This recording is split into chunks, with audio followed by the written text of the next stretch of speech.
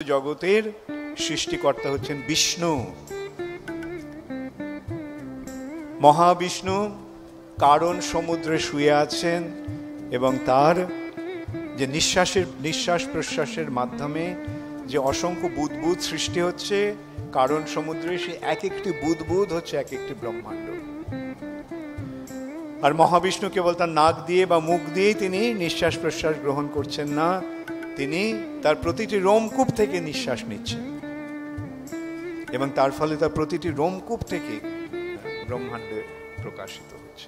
এইরকম অগণিত ব্রহ্মাণ্ড রয়েছে এবং সেই এক একটি ব্রহ্মাণ্ডে আবার সেই মহাবিষ্ণু বা কারণোদকশায়ী বিষ্ণু গর্ভোদকশায়ী রূপে প্রবেশ করছেন প্রতিটি ব্রহ্মাণ্ডে।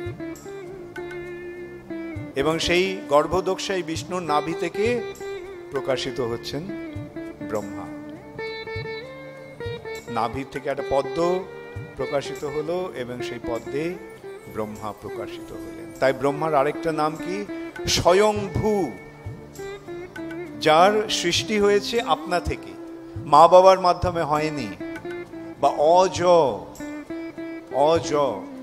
যার জন্ম হয়নি, তিনি সরাসরি ভাবে ভগবানের নাভি থেকে প্রকাশিত হয়েছে। এইভাবে সৃষ্টির সূত্রপাত হয় এক একটি ব্রহ্মাণ্ডে। তার সমস্ত বর্ণনা আমাদের শাস্ত্রে রয়েছে। আর এই বিষ্ণু হচ্ছেন ভগবানের অংশের অংশ। এতে চাংশ কলাপুংস কৃষ্ণস্তু ভগবান স্বয়ং। শ্রীকৃষ্ণ হচ্ছেন স্বয়ং ভগবান। সেই বৃন্দাবনে সেই কৃষ্ণের প্রথম প্রকাশ হচ্ছেন বলরাম। সেই বলরাম থেকে আসছে দ্বারকার চতুর্ভুহ বাসুদেব, শঙ্কর্ষণ, প্রদ্যুম্ন, অনিরুদ্ধ। সেই শঙ্কর্ষণ থেকে আসছেন বৈকুণ্ঠের নারায়ণ। সেই নারায়ণের যে শঙ্কর্ষণ চতুর্ভুহ, তার থেকে আসছে মহাবিষ্ণু। তাহলে এইভাবে আমাদের বুঝতে হবে ভগবান কে। তবে এখানে প্রশ্ন হচ্ছে যে বিষ্ণু আর কৃষ্ণের মধ্যে পার্থক্য আছে? নারায়ণ বা কৃষ্ণের মধ্যে পার্থক্য আছে? না। এই সম্বন্ধে বলা হচ্ছে যে একটা সূর্য থেকে যদি আরেকটা সূর্য প্রকাশিত হয়, সেইগুলি একই সমান।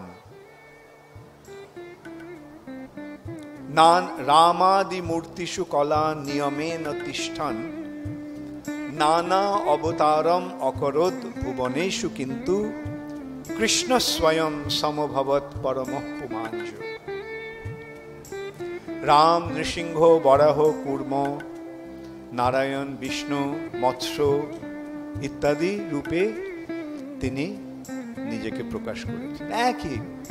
একই সব ভগবান, তিনি এইভাবে নিজেকে বিস্তার করেছেন। এতে চাংশ কলা পুংস, এরা হচ্ছে সমস্ত তার অংশ বা অংশের অংশ, যেটা আমাদের কোনো পার্থক্য নেই। কৃষ্ণ এবং বিষ্ণুর মধ্যে কোনো পার্থক্য নেই, একই সেই একম এবং অদ্বিতীয় পরম পুরুষ, তিনি নিজেকে নানা রূপে প্রকাশ করছেন। সেই প্রকাশগুলি হচ্ছে তার অবতার। যস্যৈক নিঃশ্বসিত কাল মথাবলম্ব জীবন্তি লোম বিলজা জগদণ্ড নাথা ব্রহ্মায় জয় এষ জগদণ্ড বিধান কর্তা। যার এক নিঃশ্বাসের অবস্থিতি হচ্ছে একটা ব্রহ্মাণ্ডের স্থিতি। একটা ব্রহ্মার আয়ুষ্কাল হচ্ছে ভগবানের একটা নিঃশ্বাস। যস্য এক নিঃশ্বসিত কালম অবলম্বন করে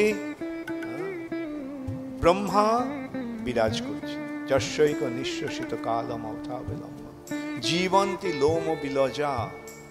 লোম বিলজা, ভগবানের লোমকূপ থেকে যে একটা ব্রহ্মাণ্ড প্রকাশিত হচ্ছে, সেই এক একটা ব্রহ্মাণ্ডের স্থিতিকাল হচ্ছে এই ভগবানের একটা নিঃশ্বাস, আর সেটি হচ্ছে মহাবিষ্ণু।